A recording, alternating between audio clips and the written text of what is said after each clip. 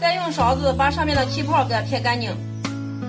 没有气泡，我们这样炖出来的鸡蛋羹里面一点都没有蜂窝，吃着口感比嫩豆腐还鲜嫩。然后把上面盖上一层耐高温的保鲜膜，然后用牙签在边缘扎几个小孔，这样在蒸的时候有助于散气，还能够防止水蒸气滴落。然后锅中加水烧开，放个篦子，把鸡蛋液端进来。蒸鸡蛋羹一定要开水上锅蒸，冷水上锅蒸的话，那样温度不均匀，锅内受热不均匀的话，蒸出来的鸡蛋羹口感会老。然后盖上盖子，水烧至大开，改为小火，蒸15分钟就好了。时间到了之后，咱们又焖